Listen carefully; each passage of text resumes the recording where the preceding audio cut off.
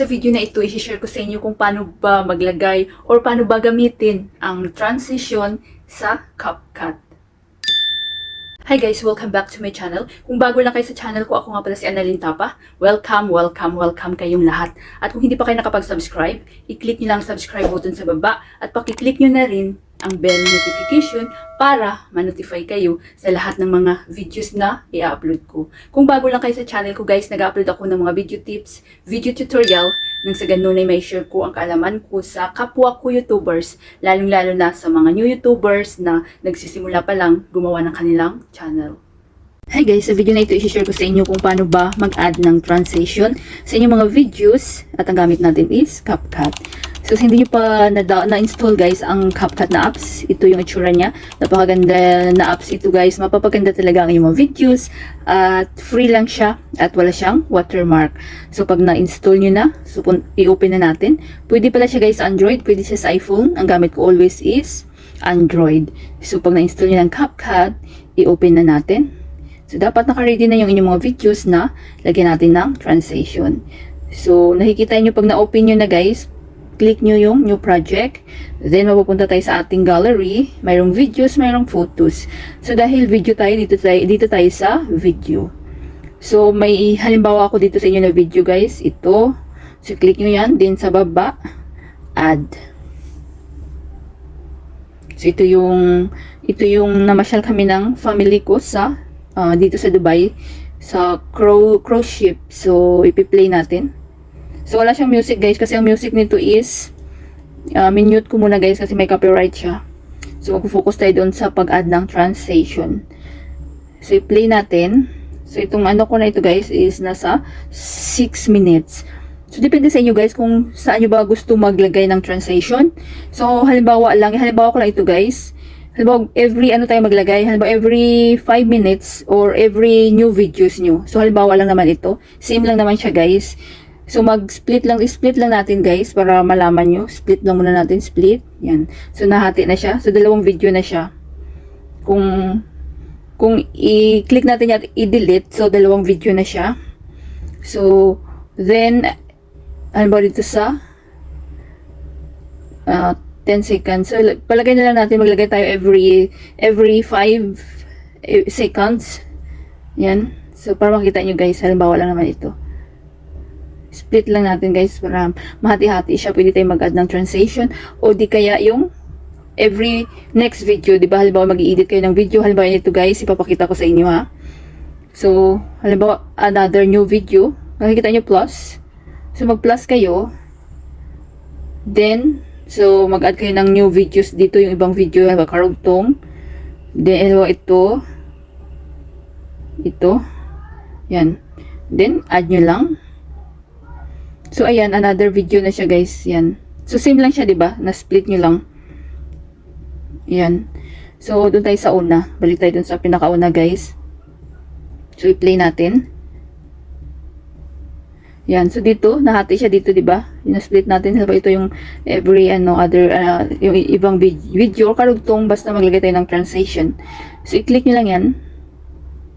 Kung saan yung nahati, yung split. So, ito, napakarami dito guys, mapagpilian kayo na bahala mag-explore. So, napakaganda ng CapCut na apps. So, ito, halimbawa, ito nakita nyo, black fade. Yan. So, mayroon siyang adjust dito guys. So, pwede nyo siyang ikalahati. Depende sa inyo kung gaano ba kaano yung gusto nyong, yung translation. Pwede siyang full. Yan. So, i-check nyo. Then, i-play natin guys para makita nyo ang result niya. Yan. So, yan. So, nag-black. Then, balik siya uli. So, dito naman, maglagay tayo uli dito. Ito yung nahati natin kanina, diba? So, dyan gusto natin maglagay. So, ilagay natin, if ever dito guys, yung basic. Click yung basic.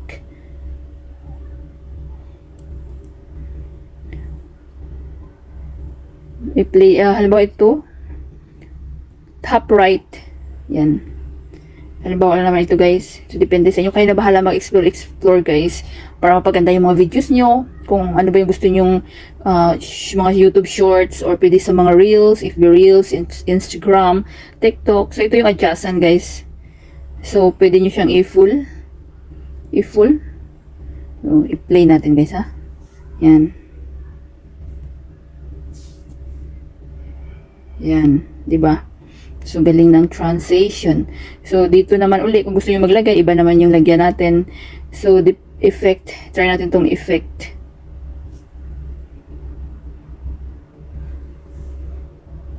So, ito, try natin tong wipe down. Wipe down. Full natin. I-full natin guys. Depende sa inyo kung half. Mayroon namang number dyan. 0.5, 0.6, ganun. So, i-play natin. Yan. Simple lang siya. Simple lang itong wipe down. Yan. So, kung gusto nyo yung, yung parang mga, dito guys, ito na yung, yung ibang video ko, diba? So, click nyo yan din. Then, hanap tayo dito ng, super dami dito guys. Dito tayo sa halimbawa sa basic. So try natin to guys. Ito burn. Yan, try natin guys. Click nyo lang yan.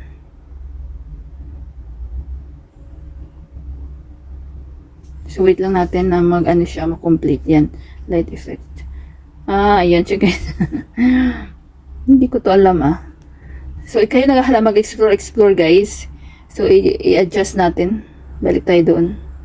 Sa translation, i-adjust natin. Adjust natin ang full. Galing niya guys. Maganda siya, diba? Play natin.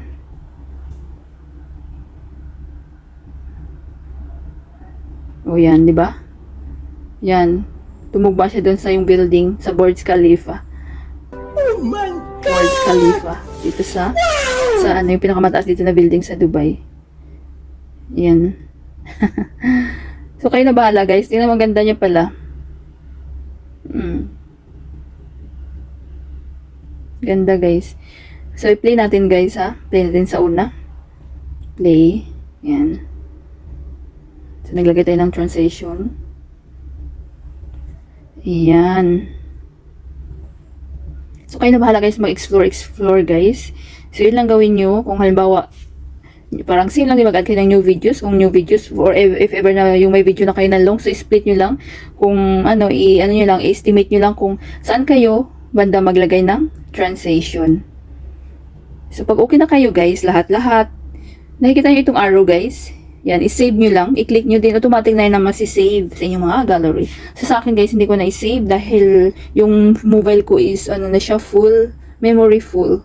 So, i-click nyo yan, then automatic na masisave sa inyong mga gallery.